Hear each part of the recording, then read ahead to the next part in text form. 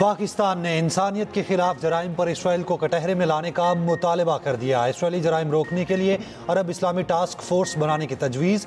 वज़ीर आज़म शहबाज शरीफ का इसराइली जारहियत के खिलाफ मुत्तहिद होने पर जोर। दोहा में अरब और इस्लामी ममालिक के हंगामी सरबराही इजलास से खिताब करते हुए कहा, पाकिस्तान कतर के साथ खड़ा है, इत्तेहाद ना किया तो बर्बरियत नहीं रुकेगी।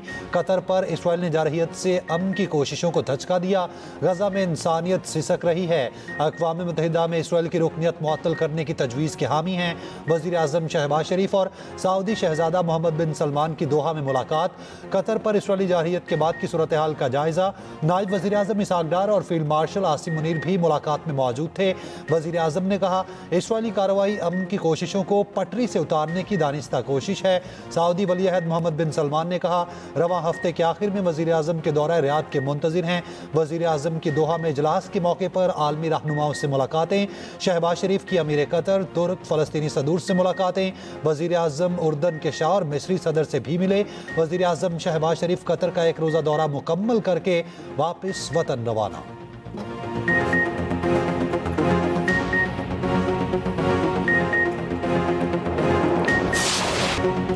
ग्रेटर इसराइल का एजेंडा आलमी अमन के लिए शदीद खतरा करार। इसराइल के साथ सफारती और मुआशी ताल्लुकात पर नजरसानी का मुतालिबा। कतर पर इसराइली हमले के खिलाफ मुस्लिम दुनिया एक मुत्तहिद।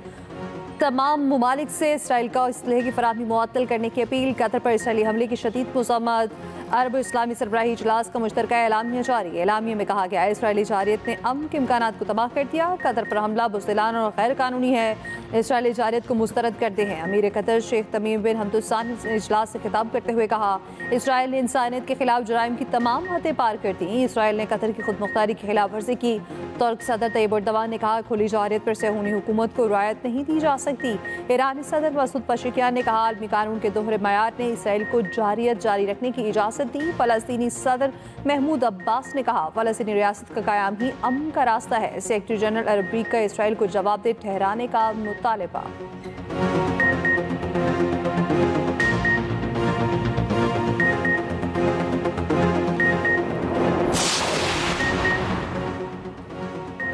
अरब इस्लामी कॉन्फ्रेंस में महज जज्बाती तकारीर का कोई फ़ायदा नहीं। वाज़ेह लाहे अमल तैयार ना किया तो अफसोसनाक होगा।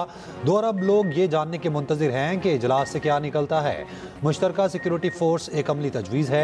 नायब वज़ीर आज़म इसहाक डार कल जज़ीरा TV को इंटरव्यू कहा, पाकिस्तान पर हमले के लिए इसराइल ने भारत को मुकम्मल ताउन फराहम किया। अमन पर यकीन रखते हैं। खिते में अदम इस्तेहकाम के असरात बहुत दूर तक जाएंगे।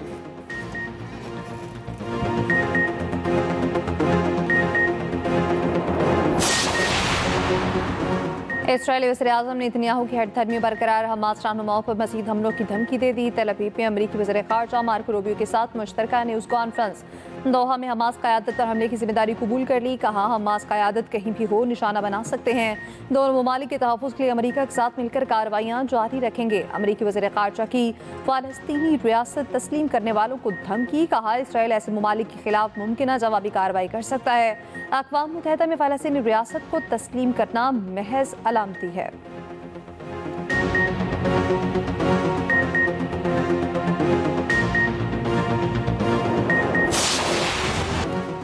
पाकिस्तान का एशिया कप में मैच रेफरी की तब्दीली का मुतालबा। रेफरी को तब्दील ना किया तो पाकिस्तान एशिया कप के मजीद मैचेज नहीं खेलेगा। जेंटलमैन गेम को सियासत की नज़र करने पर पाकिस्तान का शदीद रद्द-ए-अमल। PCB ने मामला ICC और MCC के सामने रख दिया। तफसीली खत लिखा। ज़राए के मुताबिक खत में कहा गया, रेफरी ने मैच से पहले कप्तानों को हाथ ना मिलाने का बताया। एंडी पाइक्राफ्ट भारतीय टीम के मनसूबे का हिस्सा बने।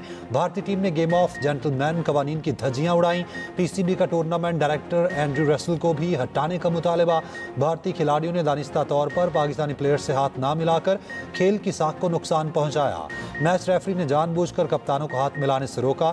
भारतीय टीम ने एशियन क्रिकेट काउंसिल के कोड ऑफ कंडक्ट की संगीन खिलाफ वर्जी की। भारतीय टीम के खिलाफ सख्त कार्रवाई का इम्कान।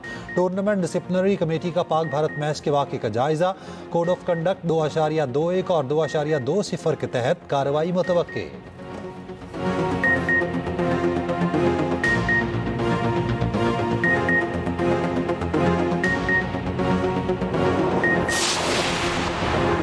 रेफरी ने ICC कोड ऑफ कंडक्ट और MCC कवानीन की खिलाफवर्जी की। कोड ऑफ कंडक्ट की खिलाफवर्जी पर ICC के साथ मामला उठाया है। पाकिस्तान ने फौरी तौर पर मैच रेफरी एंडी पाइक्राफ्ट को हटाने का मुतालबा किया।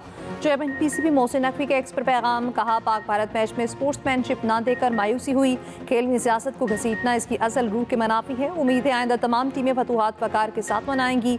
चेयरमैन पीसीबी मोहसिन नकवी ने डायरेक्टर इंटरनेशनल क्रिकेट उस्मान वाला को मुअत्तल कर दिया। सराय के मुताबिक आईसीसी को खत देर से लिखने पर डायरेक्टर इंटरनेशनल क्रिकेट उस्मान वाला को मुअत्तल किया गया। चेयरमैन पीसीबी मोहसिन नकवी कहते हैं, मेरे लिए पाकिस्तान की इज्जत और वकार से बढ़कर कुछ भी नहीं।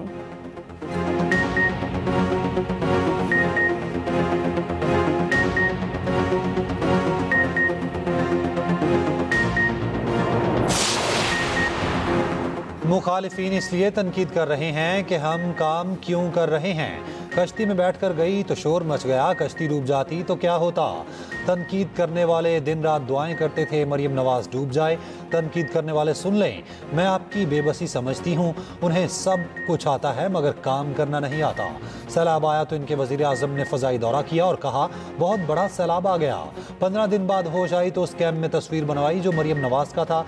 गवर्नेंस के एतबार से सबसे बड़ा शहर गुजरात है। 26 अरब रुपए से गुजरात का नया सीवरेज और ड्रेन सिस्टम डाल रहे हैं।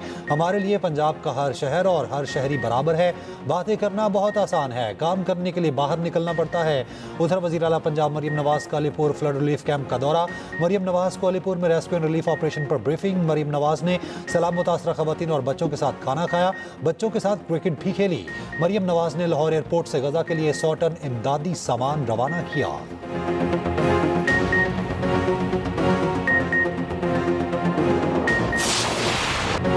जलालपुर पीरवाला के मुकाम पर मोटरवे M5 का कुछ हिस्सा सैलाब की नजर मोटरवे बंद, ट्रैफिक मुतबादिल रास्तों पर मुंतकिल। M5 को मजीद कटाव से बचाने के लिए इकदाम शुरू। जलालपुर पीरवाला बंद में शगाफ के बाद सैलाब तबाहकारियां जारी, दर्जनों बस्तियां डूब गईं, हजारों एकड़ पर फसलें बर्बाद। अलीपुर में सैलाब में डूबकर जाँ बहक 11 अफराद की लाशें निकाली गईं। पाक फौज के रेस्क्यू ऑपरेशन में तमाम लाशें निकालकर रेस्क्यू के हवाले कर दी गईं। बहावलपुर में भी सैलाब की तबाही, अहमदपुर शर्किया में सैलाब सब कुछ बहा ले गया। 400 से ज्यादा घर मुकम्मल तबाह, लोग बेयारो मददगार हुकूमती इमदाद के मुंतजिर। दूसरी जानिब वज़ीर पंजाब मरियम औरंगजेब और दीगर वुसरा का कंदाई पुल का दौरा। सैलाब मुतासरीन में टेंट, राशन और चूल्हे और दीगर इमदादी सामान तकसीम। पंजाब में आज से मानसून के नए स्पेल की भी पेशगोई। 18 सितंबर को लाहौर, फैसलाबाद, नारवाल समेत कई इस्ला में मूसलाधार बारिश का इम्कान।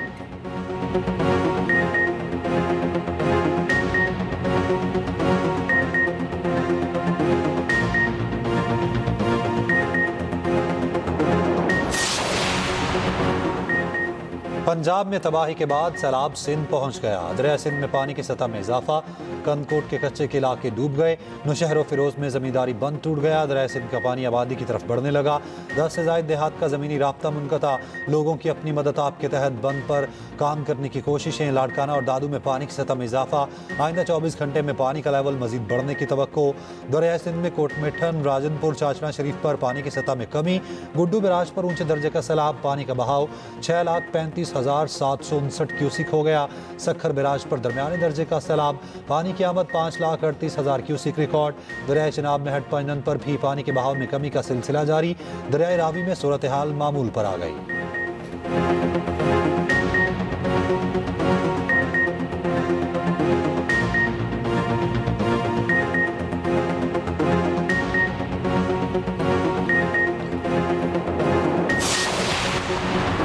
सदर आसिफ अली जरदारी का शंघाई में कम्युनिस्ट पार्टी ऑफ चाइना के पहले नेशनल कांग्रेस मेमोरियल का दौरा। खातून अव्वल बीबी आसफा भुट्टो और chairman peoples party Bilawal Bhutto भी सदर आसिफ अली जरदारी के हमरा।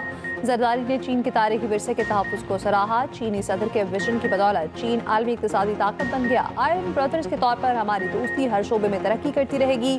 उधर सदर आसिफ अली जरदारी चाइना से अफ्रीका चैम्बर ऑफ कॉमर्स के नायब सदर की मुलाकात। पाकिस्तान के साथ इसी नौयत का चैम्बर कायम करने का कहा, ख्वाहिश का भी इज़हार किया गया और मुकम्मल ताउन की यकीन दहानी।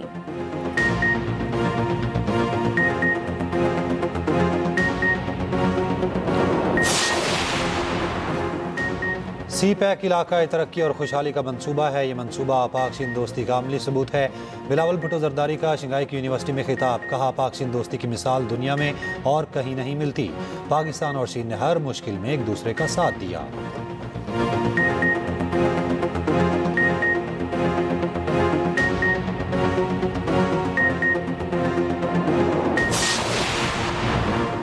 केपी में सिक्योरिटी फोर्सेस की कार्रवाइयां, भारतीय प्रॉक्सी फितनल खवारिज के 31 दहशतगर्द हलाक। ISPR के मुताबिक इंटेलिजेंस बेस्ड कार्रवाइयां 13 और 14 सितंबर के दौरान की गई।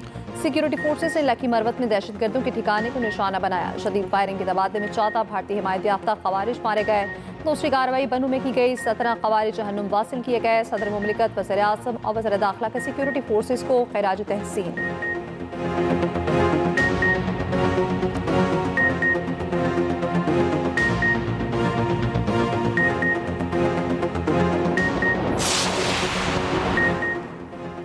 शरह सूद 11% पर बरकरार। स्टेट बैंक ने मॉनिटरी पॉलिसी का ऐलान कर दिया।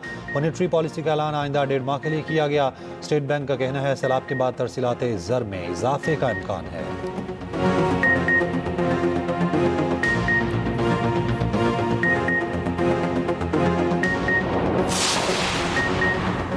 ओजोन की तह के तहफ़्फ़ुज़ का आलमी दिन आज मनाया जा रहा है। ओजोन तह ज़मीन को सूरज की खतरनाक शुआओं से बचाती है। ओजोन ज़मीन की तरफ आने वाली खतरनाक शुआओं को फिल्टर करती है।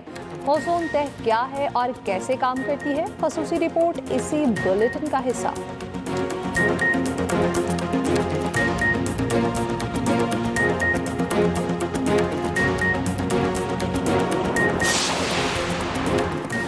साबिक कप्तान मोइन खान मोहम्मद रिजवान और बाबर आजम के हक में बोल पड़े। कहा कि बाबर आजम और रिजवान का मुतबादिल नहीं था तो ड्रॉप क्यों किया गया।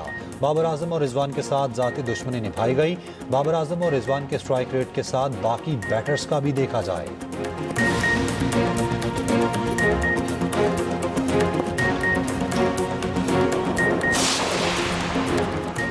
एशिया कप के सनसनीखेज मुकाबले, पहले मैच में यूएई ने ओमान को 42 रन से शिकस्त दे दी। 173 रन के ताकुब में ओमान की टीम 130 रन पर हिम्मत हार गई।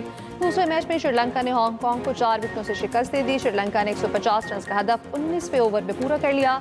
श्रीलंका की जानिब से निशंका ने 68 रन की इनिंग्स खेली।